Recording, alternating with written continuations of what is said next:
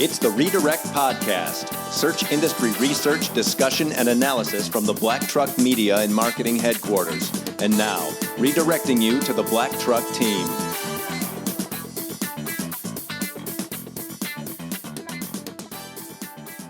Welcome to episode 44 of the Redirect Podcast. It's Friday, April 27th, 2018. I'm Jason Dodge, founder of Black Truck Media and Marketing. I'm joined this week by Patrick and Ashley from the Black Truck team. Hey. Hey. Happy Friday. Happy Friday. Another Friday, another podcast, sharing hopefully some good pieces of information, a little round robin style. Again, nobody has a single clue what each other's going to talk about. So, I'm gonna kick us off here with just like an industry update, and then we'll jump right into some more. But Google confirmed last week that there was an algorithm update, another one, that it was another broad core algorithm update. It's still unknown if that's completed or still rolling out or what, but they did state that it rolled it out this past Monday. So that, similar to one that was, I think, rolled out last month, they're rolling more out. So there's definitely, of the various tools like Mozcast and stuff like that, there's definitely been some blips in the radar and ups and downs. That this one is more to do with content relevance rather than the quality of the content. Oh, interesting. Yeah. So they went, because the one last month was supposedly more on that, right? On the quality side. It's hard to say whether or not that's true or not, but then this month more relevancy, which you would think the quality and relevancy would go together. Mm-hmm. So Yeah, it's almost semantics at that point. yeah. What's the acronym you like to use? You've touched on it before. Expertise, authoritativeness, and trustworthiness. Yes. Google wants you to eat. I don't think I've heard you say that before. I just made it up. Did you? Yeah. Nice.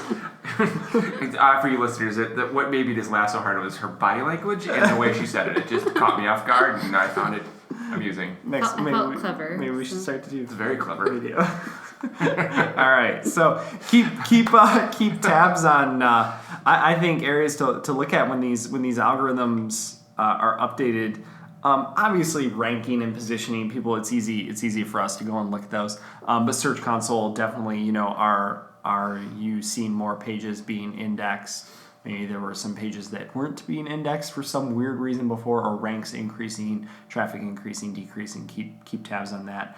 I think that if, depending on your industry vertical that you play in and your region, you may or may not be affected by any of these immediately. And even if you are, it again, depending on size, scope, it could be a big shift up, down, or a small shift up, down. So those are just a couple good areas to go and look. But otherwise, Pat, I'm looking at you to sure. roll on here.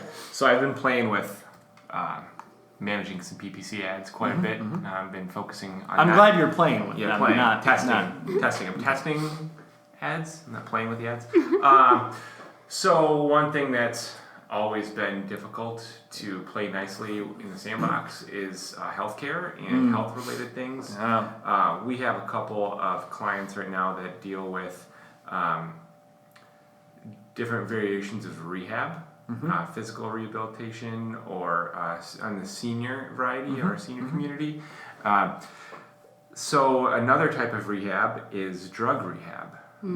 Rehab facilities. Drug and like alcohol that. use and things like that. So a couple years ago, Google put the kibosh on substance abuse rehab type advertising in their PPC world because of the methodology and the hacking and the cutthroat, straight up scammers that are out there. There's a lot of scams in regard to that, and there's a lot of kickbacks happening back and forth.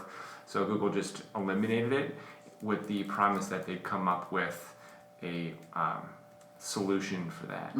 So what they've just rolled out is a partnership with a company called Legit Script, where advertisers can get certified to get on a whitelist in order to work with these rehab facilities, these legit rehab facilities. So the advertisers and the facilities have to go through the training and make promises and have it in writing and sign off on basically some contracts in order to say that we're the real deal and we can start getting advertising rolling in those regards again. This just came out. This is more of just a note. This isn't something that would directly affect us here at Black Truck. No, but not directly affect anybody that we work with. To your point, Pat, I mean, you're being vague about it, which is great, but more in that, call it physical rehabilitation type space, nothing related to drug and alcohol rehab. Take that even aside, if you were working in pharmaceutical, nutraceutical realm, even if it was homeopathic OTC, so homeopathic over the counter, all of those could fall in this category of pharmacy. They're going to fall under what Legit Script does too. Legit Script's actually been around for a while, right? And they've always been that third party that has flagged a lot of things. And it's like if you got a negative note on your company or brand in Legit Script, it's almost like it ran up the flagpole at Google. Yeah. So this criteria, in this ability to get this rolling again and get yourself advertising, isn't going to come cheap, unfortunately. There is a cost. Oh, they're going to charge for it. Oh, there is a charge. And I guess that makes sense. If you're going to go through this and if it's that important to you, there's a fee for professional services out there. Legit is going to charge about $1,000 to get your foot in the door, and then there's an annual charge on top of that of another $2,000. Wow! So it's pricey. You basically your first year is going to cost you $3,000, and then it's going to be $2,000 thereafter. So your large rehab facilities are going to totally go after it, and to hell with the local community nonprofit organizations that are trying to help people. Exactly. Good job, Google. There was a question if this type of regimentation was going to roll out to the marijuana industry that a lot of states are going through now. Because currently you cannot advertise marijuana related even in the states where it's legal. Similar to tobacco or tobacco alternatives. Right. Well, they advertise based on federal regulations, and marijuana is still illegal at a federal level, regardless of what the state says you can or can't do. So because that's a federal crime at this point still, there's no advertising allowed for that at this point, based on Google standards and Legit Script standards. Interesting. Are there gray areas there at all, or There's did gray you areas not read in into everything. Did you not read into that too much? I didn't get that deep into it as far as the gray areas. In terms of dispensary versus... I'm willing to bet that as a CYA for those companies, the gray area becomes a black area real fast. Yeah. So I'm sure it does become black and white for them. Yeah, you bring up a good point. It would be interesting to see how Legit Script does things, because it was very much a black and white on anything pharma related. I think it always has been. But you even have to watch it too if you're doing any work in healthcare, or if you're doing any work with, even if you're like a major grocery store chain or something like that, and you want to start maybe promoting your vaccination services and things like that. It's pretty common for, a lot of major grocery store chains, like your Kroger's and things like that of the world now, all have a clinic, and you can get your flu shot while you wait, type of thing. Right. There's certain hoops to jump through there to even advertise and get accepted and say, no, we're legitimate. There's certain disclaimers and things like that you have to have to put that into motion. So once upon a time, I worked on a client before Black Truck. It was a prescription discount card that individuals could sign up for and take to their local pharmacy and get discounts. It was 100% legit. Wow. There was no scam about it. However, it was a very difficult game to do the marketing with. Not even the PPC side, just the regular organic search marketing. And we got flagged left and right, and things got blacklisted everywhere, even though it was legit, because it was that gray area. You know, it's not a pharmacy, it's not a pharmaceutical product. It's a way to get the average consumer, the consumer that doesn't have insurance, get their scripts at a more cost-effective rate, even if it's only like $10 off or something. You know, $10 is $10 for the average consumer, and it's that gray area. The gray area comes black real fast. Well, I think to add to that too, we're right on the, let's see, today is the 27th, we're right on the cusp of it. Tomorrow is April 28th, which is National Prescription Drug Take-Back Day. Oh. And so I bring that up as a flip side to this coin discussion, that Google is using its search skills to help fight the opiate addiction that we so Is it the have recycling in the program US. that I see something Yeah, like so that? what they've done is they've applied their technology, partnered with the Drug Enforcement Administration, the DEA, and created a prescription drug take-back tool. So you can jump over to the tool, and basically what you can do is you can see in your region, you can drill down on a Google map to see how many locations are near you for prescription drug take-backs, what the location is. It can be anything like public safety, areas, which is what a lot of them seem to be, as police type of headquarters, all the way to certain Walgreens are participating. So it's really anybody that's participating in this type of a program. They've mapped it out. They have dates on here. There's a time. Obviously, you can get driving instructions and things like that, and stats on the opiate crisis. So that's kind of nice to see them put their skills to work and use. So fun. I feel like I know a lot of time has passed, but I feel like I need to explain my awkward laugh earlier when Patrick brought up... That was no means throwing you under the bus. Legit scripts. No. When you said legit scripts, and I giggled because we had a conversation recently where you just realized that legit is short for legitimate. Yeah, it was one of those things. Anyway. Yeah. Semantics. So No, she threw you under the bus. Yeah, sorry. Thanks. Pull me out at some point, Kate. Thanks. Well, I can pick up from here. Recently, I've been working with a client on a section of their website where they list events. And there are a few different ways, probably more than a few different ways, to go about this on your website, depending on what your strategy is for why that information is there and if you want it to be indexable and findable through search. In this case, it was just more of a listing situation, but there was some existing pages that needed to be no-indexed, and I found this topic covered on a recent article from Yoast, so I was interested in what they had to say.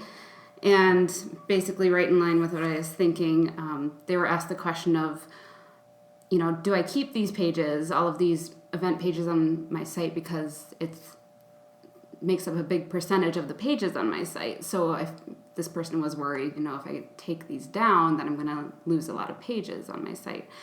And the response to that was, if the pages are really thin and there's not a lot of value there, then it's worth taking those down and redirecting. But if they're really rich pages, that you can keep them as sort of a history on your site. And then, of course, if it's a yearly event, the suggestion was to have a page that returns every year. And I would even say have that page stay up year-round, because then your rankings for that event will improve over time.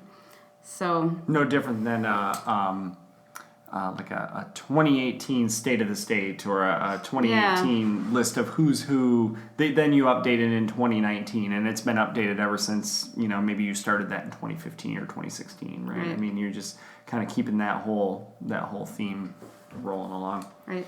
Nice. I like that. And in this case, too, we're talking about specifically, we're not talking about like you're an event space or something like that. It's almost, this is provided even more of a challenge because you're thinking more like brand manufacturer, that level that might be participating in an event. There's certainly, I think, with the power of SEO, was an opportunity for us to deploy a strategy that probably could have dominated that, and still does, I think, dominate that main events website. But that's not the main focus of what it is for. It's more like, this is the brand's presence. This is where you can find us, that type of theme. And I think it goes to show you to make sure you have a really good understanding of how events, these pages or posts that are very dynamic, like, because most of our sites are now database driven. I hope so. But when you have someone that's maybe in charge of publishing all of the events, or someone that's in charge of publishing all the deals and things like that, keeping a tight list on, like, when is it a duplicate, URL, and all it's doing is throwing a number on the end of it, when you could have just updated the original page. Yep. So that's a really good thing. Yeah. Good segue then for what I'm going to talk about then. So I'm going to stick with the content theme and talking about Google's take on image-heavy pages. So I have been a fan recently of a lot of the Ask Me Anything themes, so AMAs, specifically with Google's John Mueller in kind of the webmaster type hangouts that he hosts. And to preface this, to say, in a lot of our discussions, it should be known that content, when we talk about content marketing, content on a page, anything like that, it's not just limited to text. Still, I am amazed at the number of marketers that we work with, even web designers and web developers, that strictly view text as content. And that's really far from the truth, because content on a site can be inclusive of various elements. It can be text, so written words, it can be images, it can be video, all of those things. And it seems very common, at least lately in web design, that we see an overuse of either very large images, which Pat's touched on a number of times, and how that can affect the performance of your site and slowing it down. Or we see them that are pages that are built out with just heavy image usage. And so there's a good article we'll link to from the SEM post that Jennifer Slegg wrote. But there's some good points in here on the AMA with Google's John Mueller on how pages that are heavy up on images, so like limited or no text, and it's all image or images, how those can be problematic in search. And I think that if you've been in the search space or search industry, or you've followed any of it for a long time, you would sit here and go, well, no kidding. Why? Because people are going to say, well, Google can't read, text that's in an image. They can't really, unless it's in Google Images, yes, they can decipher what that's about, but it doesn't provide them with enough context. So to back up, the issue with pages that are very image-centric is that Google's looking for the text on the page as actual content it's using for rankings. They're not using the image or any text that's embedded in the image to rank that page. That totally could go into play for image search, so image alt tags, the way you're naming your files and things like that. But that has nothing to do with how a page where that image is found is going to rank that page specifically necessarily. So some sites with a lot of images and limited text, it's going to be difficult for Google to interpret what that page is about, therefore hard for them to get ahead in the SERPs. It's not that that page won't index. Ranking will be very difficult. So John went on a real good deep dive, in brief, but deep, just to discuss how sometimes user-generated content around images could be helpful.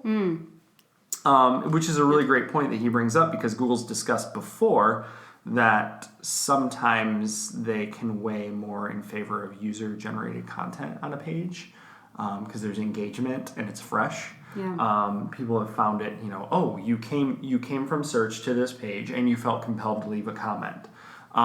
So one thing that he said was, is if there was a way, I'm taking this a little bit out of context and and putting my own words to it, but think about if there was a way, if you had a series of images, it was maybe a gallery, it was very heavy, but you encouraged people to leave a comment about it. Maybe it was an event page. It was very image-centric, image-focused, but people were contributing by making public comments in there. Hopefully not spammy with links and stuff like that. But I wanted to talk about ways in which you could actually combat that and actually create some content on that page.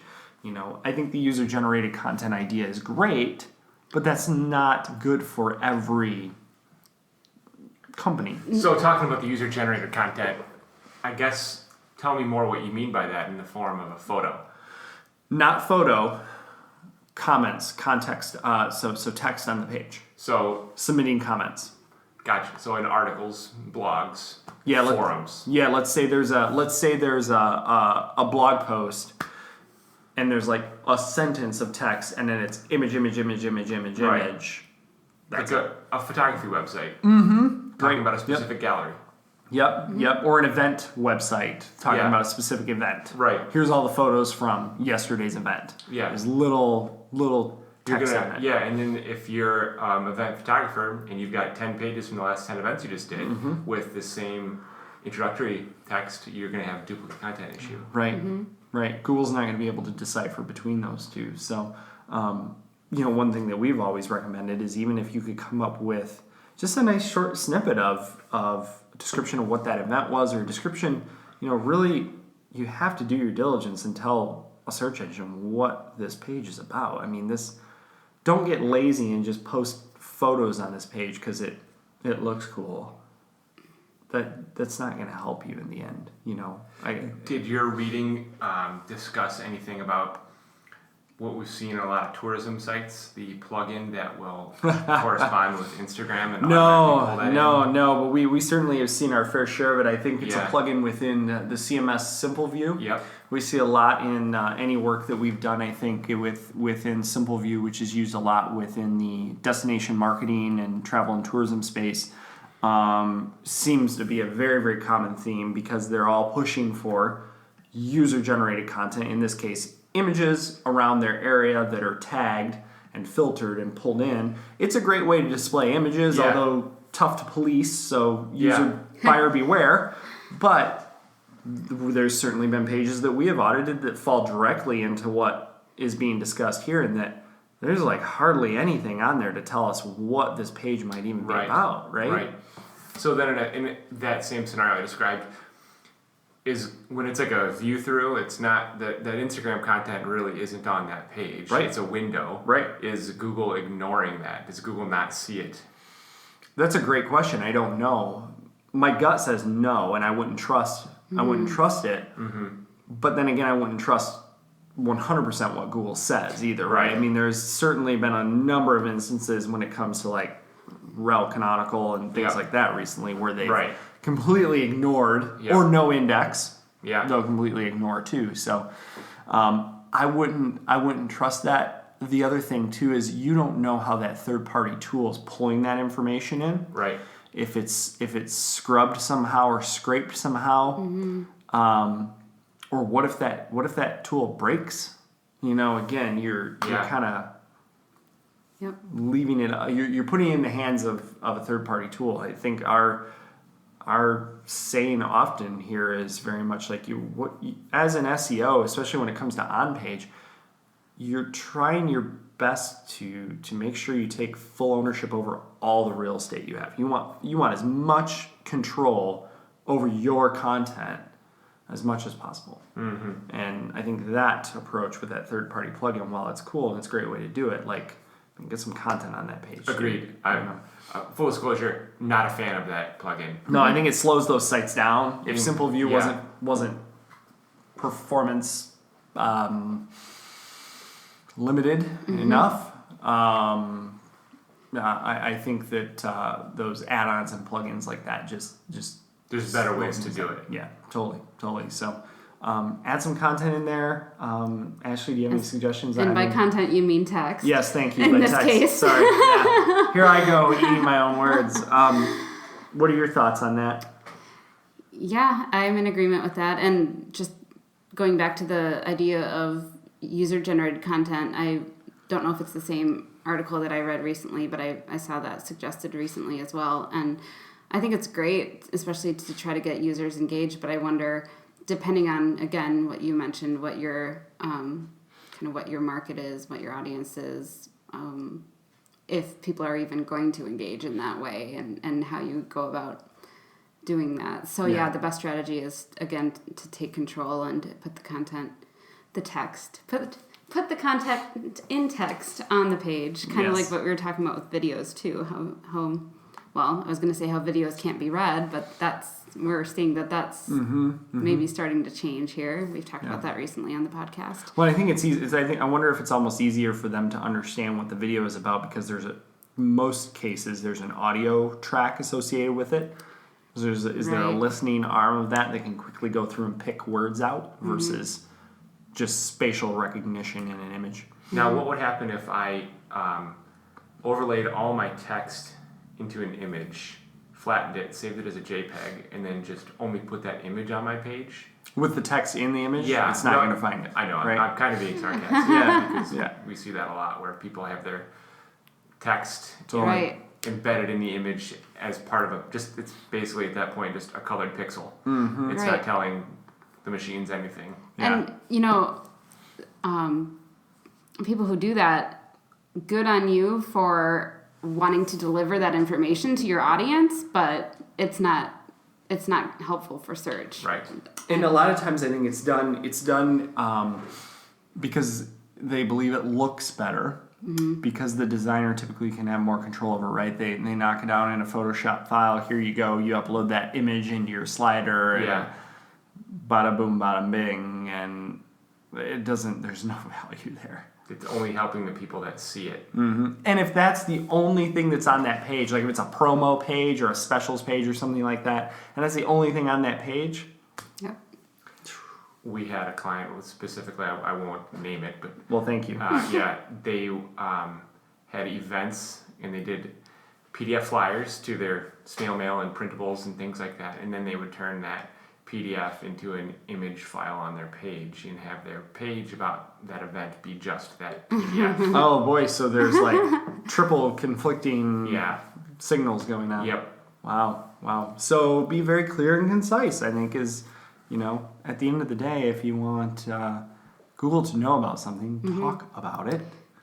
Yeah, along those lines, there's a couple pretty useful blog posts that I've noticed one of our clients has from kind of years ago, actually, that would still be relevant today. And the text itself, there's not much there. It acts as a blurb to kind of introduce an infographic that has all of the information in it. So what I want to do is take the text that's in the infographic, make sure that's on the page, and then the infographic can still be shared, especially because this client says that recently Pinterest has been a great infographics are a great example of what we just discussed. Yeah.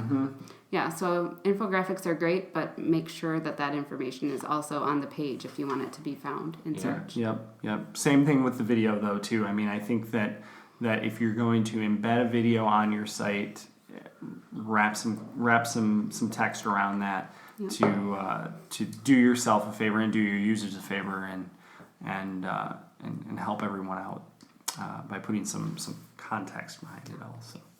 I do have a little addition to this conversation. Oh, all right. Bonus round. I don't have very deep details on this, but this is something that came up in my reading today is apparently Google wants to make audio more searchable. And they have their like podcast product team, which I guess I didn't even realize was a thing. Can we get on the beta?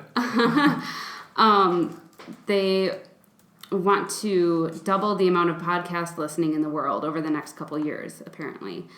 And I guess one way that this will happen will be with any metadata that is associated with podcasts.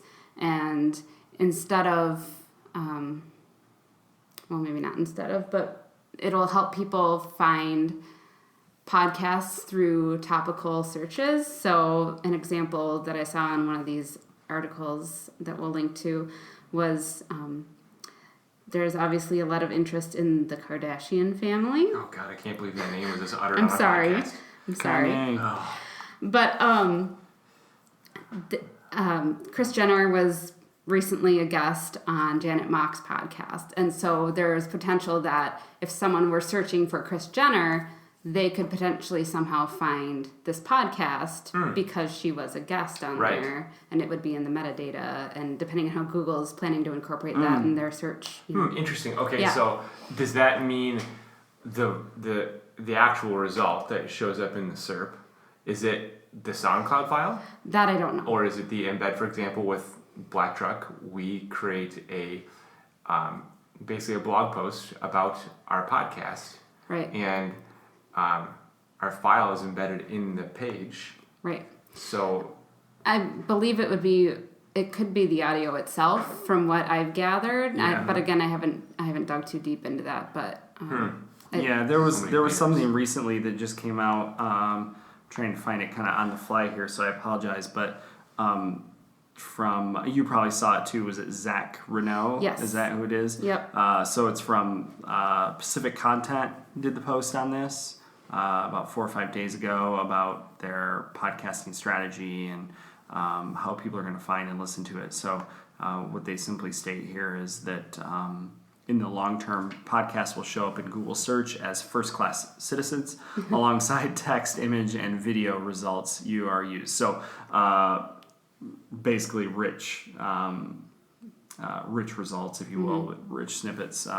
If you do a search right now, you're going to see any number of what they're referring to as first-class citizens. You'll get text results, you get images, you get videos. In this case, you'll also see podcasts that pull in there. Your podcast listening experience will be seamless across devices and contexts, thanks to Google Assistant, and then Google's speech and language understanding will open doors to bring futuristic features to life. I think that a lot of this makes sense. I mean, Google Assistant now has a phenomenal, listening technology behind it. You know, I remember when one of the first apps I used to play with was, what was that one that you could open up and you could listen to any song and it would tell you what it is? Was it SoundHound or something like that? Does that make sense? The app? I don't. Well, yeah, that was one of them too. But that's all baked into Google Assistant now too. I mean, I think if my phone's unlocked, I can move my thumb to the right. It basically goes to Google Assistant. I could hold it up to, audio playing, and it's going to go and find that. So I don't think that's probably not too far off because they already have the technology or have acquired the technology. So again, it still goes back to this mobile first index. Mobile's driving it. If you want to try and understand what the future of search could potentially even look like, start playing in the mobile space and looking at specifically, I would say get a Google phone. So per Cindy Crumb's recommendation. So, all right, cool, great info. Keep an eye on your on your SERPs results and movement within search with these algorithm updates. Content, keep your content in check.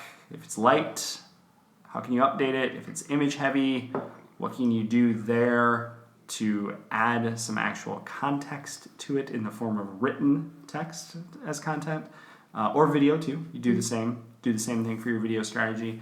And then per Pat's point, if you find yourself in this rehabilitation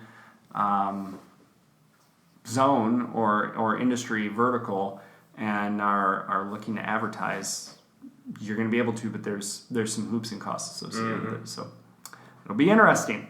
Cool. All right, guys, thanks for sharing. And thanks to everyone who continues to listen. And until next time, good luck.